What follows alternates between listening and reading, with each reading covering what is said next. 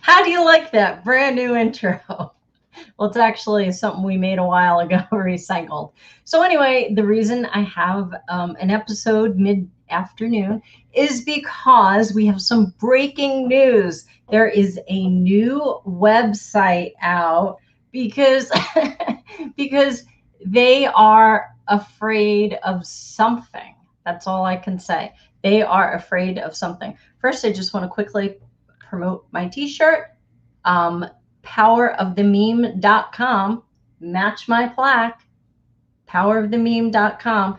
And the person who's running that website is donating a portion of the proceeds of the shirt to the Arizona audit. All right, so what came out today? All right, so I got this email. I love it when I dig into my email. So anyways, someone sent me, someone, I won't say who, but someone sent me, just got this email. It is complete propaganda and probably should be publicly challenged / debunked. So that's what we're going to do right now. We're going to challenge this. No, I'm going to show it to you. And this way, when the audit results come out, we have a recording of it. Because even if I put it up on all these social media platforms and they all take them down, I'd still have a backup drive. And I'm saving all my stuff on the backup drive. Okay, so here we go. So this is from the Maricopa County Elections Department, your tax dollars at work. Okay, and what this is, for immediate release, Maricopa County launches Just the Facts website to combat misinformation. And if you see, that is released today. July 23rd, 2021, Phoenix. There's a new way to get the facts about Maricopa County elections. The Maricopa County Elections Department launched justthefacts.vote today to address questions and misconceptions about the 2020 general election, as well as the processes and procedures that professional, dedicated, and impartial election department staff and bipartisan temporary workers follow every election to ensure the safety, security, and integrity of the vote. The website takes the often complex world of elections and makes it understandable for residents who may have honest questions about why things are done a certain way. The site is divided into two main sections. First one is the facts. Section explains law and guidelines that inform how the county conducts elections and the checks and balances in place in order to ensure accuracy. And the second part is the Mythbusters. Section addresses inaccurate claims that have spread about mail-in ballots, voter registration, the security of the county's election system, and more. The website further demonstrates Maricopa County's commitment to transparency and to educating and empowering voters with timely, accurate information. The Elections Department will continue to update the page with new information as it arises. Visit justthefacts.vote, subscribe to the Just the Facts newsletter. About the Elections Department. Supported by the Board of Supervisors and Recorder's Office, the Elections Department administers city, town, school district, special district, county, state, and federal elections in Maricopa County. As the second largest voting jurisdiction in the country, the Elections Department serves more than 2.6 million registered voters. Find out more at Maricopa.vote. In the midst of the pandemic, more than 2 million Maricopa County voters participated in the 2020 general election, and 80.51% turnout of the nearly 2.6 million eligible voters. See the steps taken to ensure the integrity of the November general election here. All right, so where do we want to go first? All right, I'm going to go straight to Mythbusters. All right, so here we go. Mythbusters. From Sharpies to routers, learn the truth about the inaccurate claims about Maricopa County elections. All right, the first one. Oh, we got to go over to Mythbusters. Okay, myth. 74,000 more mail-in ballots were counted in the November 2020 election than were sent. So they're determining this to be false. Let's hear what they have to say. Voters in Maricopa County may vote early or on election day. If a voter chooses to vote early, they may cast a mailed ballot or vote in person prior to election day. In both of these cases, the voter is casting an early ballot. For November 2020 general election, Maricopa County had 2,364,426 requests for an early ballot and 1,118,024 early ballots returned either by mail or voting in person early. And guess what, folks? This is what our canvassing is either proving or disproving. Just an FYI. The claim that Maricopa County had 74,000 more mail-in ballots than requests appears to be incorrectly calculated by comparing two files that are created during early voting, the EV32 and EV33 files. Created daily, the EV32 file is a listing of all voters that requested an early ballot on that day, while the EV33 file is a listing of all voters that returned a ballot on that day. State law requires the county prepare these daily files for the county political parties during early voting. The EV32 must be created up until 11 days prior to election day, which is the last day a voter can request a ballot in the mail. The EV33 files must be created up until the day before election day. Any voter who cast an early ballot in person after October 23, 2020 would not be included in the EV32 file, and any voter that dropped off an early ballot on election day would not be included in the EV33 file. Any comparison using these files to find the total number of early votes would lead to inaccurate results. The voted file provides the full accounting of voters that cast a Maricopa or a ballot in Maricopa County. Okay, myth number 2. Maricopa County's tabulation system is connected to the internet and was hacked during the election. False. This is false. Maricopa County uses an air-gapped system, meaning its tabulation equipment is never connected to the internet and is completely separated from the Maricopa County network. There are no routers connected to the system, and there never have been. The two separate federally certified voting system testing laboratories independently confirmed that the system is not connected to the internet. In February 2021, all right, are you guys cracking up or what? They tested the equipment and found no evidence of internet connectivity. The firms also confirmed that there was not any malicious software or hardware installed on the tabulation equipment. These tests determined the tabulators were not transmitting information outside the closed air-gap system within the county tabulation center or while being delivered, returned, or used at a vote center. See a network diagram of the election management system here.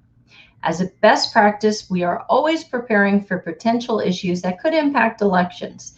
In advance of the 2020 general election, our Information Security Department implemented additional security controls to both prevent and detect unauthorized access to our website. In conjunction with our strategic partners, on November 2nd, 2020, we were able to quickly detect that an individual was programmatically accessing the county's website and accessing publicly available information. We immediately worked to stop the access and put additional security measures in place to ensure it does not happen again. No services to voters were impacted. The county's website is in no way connected to the air gap system in the secure tabulation room where ballots are counted. I hope everyone is taking really good notes on this, okay? I hope you're really taking good notes. This is important stuff. All right, let's see. Myth number 3. Oh boy, look at all these myths. I should do one episode per myth. Since the county does not have Dominion's administrative security token and password, county election officials did not configure the tabulation equipment for the 2020 elections. Facts. County elections officials program and configure the election. County staff have the expertise, passwords, and security tokens needed to program, configure, and prepare the tabulation equipment for an election. The county provided the Senate with the security token and related passwords that were used to configure the November 2020 general election. Dominion's administrative token and security password can be used to update the firmware on the tabulators. Any changes to the firmware must go through federal and state certification and testing. The county does not need to have access to these security protocols to conduct elections.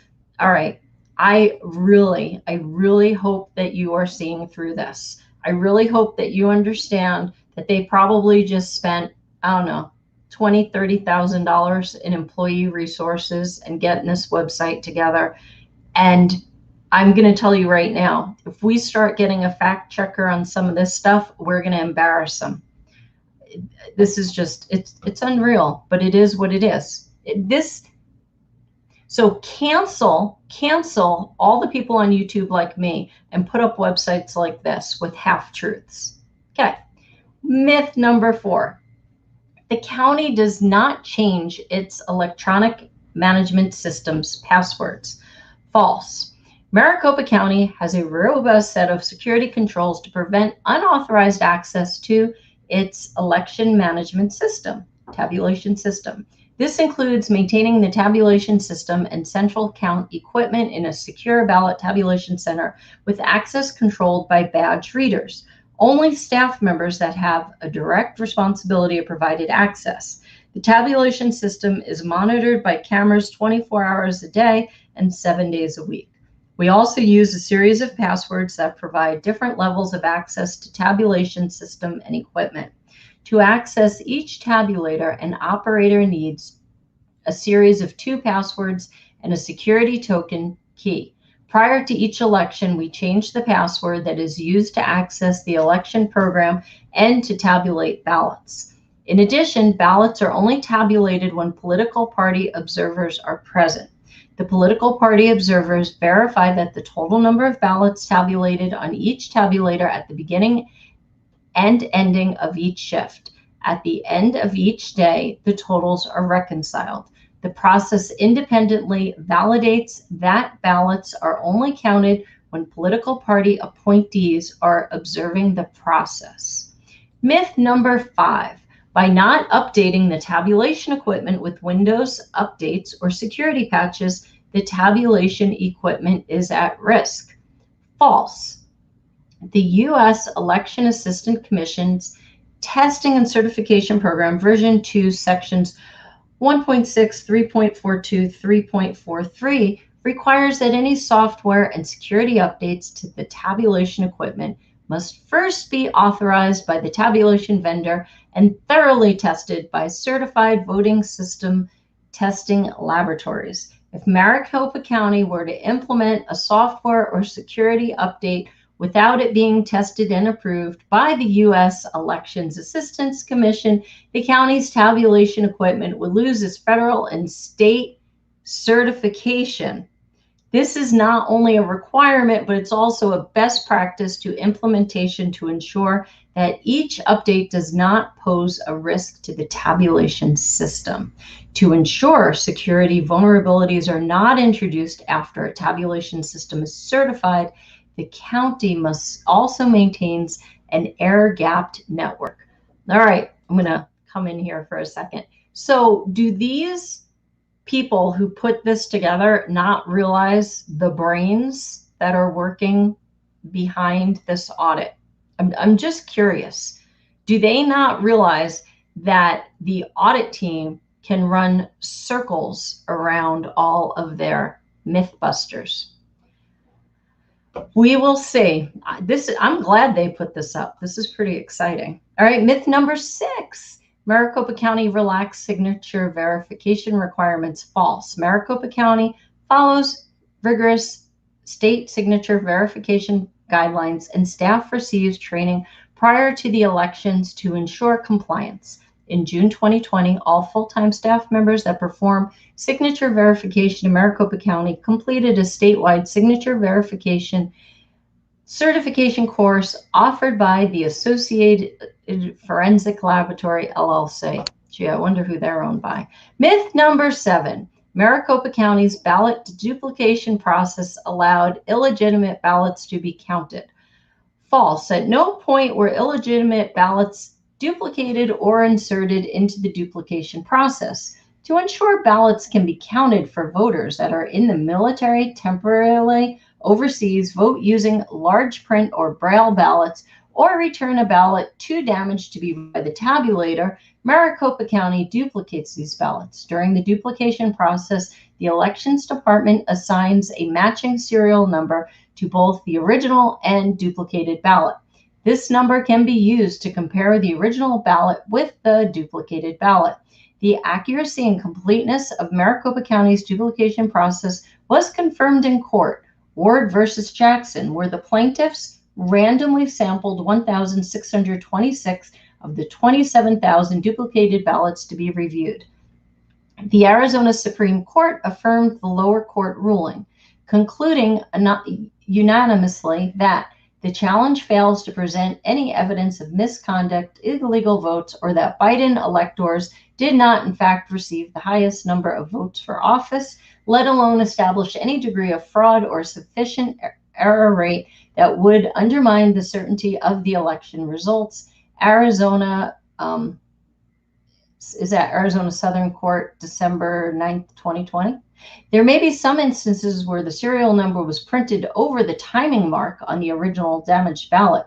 Since the duplicated ballot and not the original ballot, the original is tabulated, the added serial number overlapping a timing mark does not impact tabulation. When reviewing the randomly selected duplicated ballots in Ward versus Jackson, we're able to find and reconcile the serial numbers for all ballots reviewed. All right. Myth number 8. Vote Secure paper has a special coating that prevents bleed through, and Maricopa County used thinner paper for election day voters. False. Maricopa County used 80 pounds Vote Secure paper for every ballot, early election day provisional and accessible voting devices in the November 2020 general election. According to the manufacturer, the Vote Secure paper that the county used in the November 2020 general election has no special properties that would prevent bleed through. Because ballots are designed with offset columns, ink that bleeds through the ballot does not impact tabulation. Myth number 9. Sharpies caused overvotes on election day ballots. False. Sharpies do not invalidate ballots. Leading up to the 2020 March presidential preference election, the Elections Department did extensive testing on our new tabulation equipment using different types of ink and paper weight. The manufacturer also recommends Sharpies as it provides the fastest drying ink, Finally. I'm like, they should have come up with this excuse a long time ago, that the Sharpie dries faster. Yeah, here we go. A necessity on election day to ensure the ink dries before the voters place their ballots into the tabulation equipment. In addition, Maricopa County designs the ballot with offset columns, ensuring ink that bleeds through the ballot does not impact tabulation. People who voted early could use Sharpie or other types of ink. Wait, hang on one second. Let me just look at something.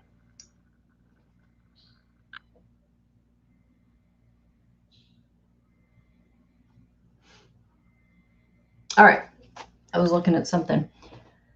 The elections department programs the tabulation equipment to accurately tabulate ballots based on the location of the ovals and the offset columns. This accuracy was verified through logic and accuracy tests, a hand count audit performed by the political parties, and post-election audits performed by EAC certified voting testing laboratories. By the way, the two EAC certified groups, Pro V&V and SLI, they didn't even have their certifications updated. Just an FYI. This is further evidenced by the fact that there were only 5,002 overvotes on the presidential contest out of 2,089,563 total ballots cast. This small percentage, 0.2%, is fewer than in prior elections that had a presidential contest on the ballot. When reviewing election day ballots, there were 233 overvotes out of 167,878 ballots. This represents an even smaller percentage at 0.1% of the total election day ballots. Sharpie Gate was already debunked in court. Number 10. Private donations from Mark Zuckerberg and others impacted the election results. Facts. Maricopa County used 4 grants in the November 2020 election, all approved in public meetings.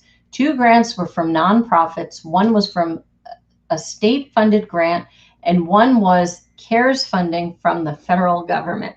Those grants were used to fund projects and services beyond the baseline budget, which was approved by the Board of Supervisors in 2019 prior to the COVID-19 pandemic. The grants enhanced the county's plans and did not dictate how the county would spend the funds. Maricopa County transformed our election model to ensure we could safely and securely serve voters in the 2020 primary and general elections. These plans, approved well before the election, included finding voting locations that were large enough to accommodate physical distancing, increase the number of early voting locations to give voters additional options, provide voters who traditionally vote in person information about how to vote by mail, and more. 4 of the grants and some additional information about each one. Okay, so I won't read I think I need to read this. CARES funding, a grant from the federal government that awarded Maricopa County $5 million. The majority of this funding was spent on purchasing PPE, renting retail space to serve as vote centers, renting additional space for full-time and temporary early voting staff for physical distancing, biofogging all of our offices once a week, and teleworking equipment and additional cybersecurity infrastructure around teleworking. AZ Vote Safe, a grant from the governor's office that awarded Maricopa County $2.2 million. We spent these funds primarily on vote worker overtime, or on poll worker overtime. In a traditional election, most poll workers are paid for training and election day, but with the expanded election model, instead of just one day, most of our poll workers were hired for 1 to 3 weeks with a few days off. Because of the long hours and additional days, the poll workers qualified for overtime pay. The Center for Tech and Civic Life, a grant from a nonprofit that awarded Maricopa County $3 million. Some of the budget items include online training technology for poll workers, salaries for increased temporary staff, mileage for troubleshooters and couriers, additional ink and toner for ballot printing at vote centers, break room tents and generators to allow warehouse and temporary staff to physically distance during meal breaks, additional mailers to inform voters about the voting options. USC Schwarzenegger Institute, a grant from a nonprofit that awarded Maricopa County $42,000. We spent the grant on costs associated with drive-through drop-box locations, including pop-up tents, courier salaries and mileage, drop-box worker salaries, ballot security measures, and lighting rentals. Maricopa County, what was the myth? All right, number 11. Maricopa County deleted the SQL database prior to providing it to the Senate. Facts. Maricopa County did not delete files when prepping the subpoenaed SQL server for delivery. The modified date of April 12, 2021, shown in the images provided by the Senate's contractors, was the date the county powered down the server to prepare it for delivery to the Senate. In a technical response, Maricopa County confirmed that the original database folder on the EMS primary server was not deleted or otherwise tampered with during packaging and delivery to fulfill the Arizona Senate subpoena. There are also several indicators on the RStudio screenshot that the Senate's contractors did not properly reconstruct the EMS primary and server's RAID, I think it's RAID array. This could result in the RStudio Data Recovery Technician program not being able to accurately translate the parameters of the server's RAID array partition scheme. Myth 12. As commanded by the subpoena, Maricopa County provided the Senate with early ballot envelope images. The myth. Maricopa County did not provide the Senate with early ballot envelope images. False. As commanded by the subpoena, Maricopa County provided the Senate with early ballot envelope images.